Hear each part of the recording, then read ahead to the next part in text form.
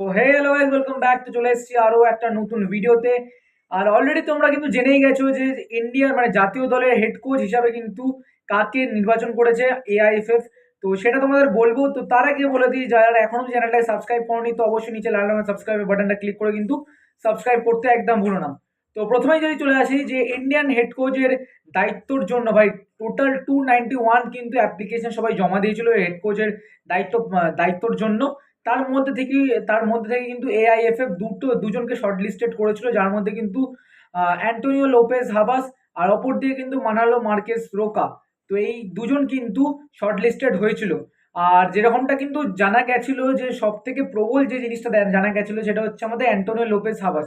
তো হ্যাঁ বন্ধুরা, হাবাসকে কিন্তু যেরকমটা সবাই মানে অলরেডি যেরকমটা আমরা মানে আমিও তাই ভাবছিলাম যে হয়তো হাবাস হলেও হতে পারে, এআইএফএফ হয়তো হাবাসকেও চুজ করতে পারে। বাট কিন্তু লাস্ট মোমেন্টে কিন্তু আজকের জানা গেছে যেটা কিন্তু মানালো মার্কেস রোকা, যিনি কিন্তু এফসি গোয়া দলেরও কোচ। আর এই মুহূর্তে কিন্তু তার সঙ্গে 3 বছরের কন্ট্রাক্ট চুক্তি সই হয়েছে, যেরকমটা আপডেট আছে। তো সে কিন্তু জাতীয় দলের দায়িত্বটা অ্যাজ আ হেড কোচ হিসাবে সামলাবে। তো দেখা যাক এখন কি হয়। তো এই রোকা কি আমাদের ইন্ডিয়ান ফুটবলের কিছু বেটারমেন্ট করতে পারবে? আর সে কিন্তু অত্যন্ত ভালো কোচ, আর তার সাথে সাথে এফসি গোয়া দলেরও কিন্তু কোচ। আর সুতরাং একটা জিনিসই হয়তো বললে চলে যে FC Goa plus Indian team, তো দুটো একসঙ্গে কি করে ম্যানেজ করবে সেটাই এখন দেখার বিষয়।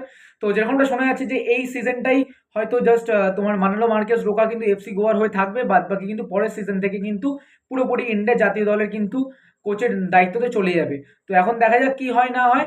তো আর এইদিকেও কিন্তু আরেকটা কথা বলা যায় যে অ্যান্টোনিও লোপেজ হাবাসকে কেন সিলেক্ট করা হলো না?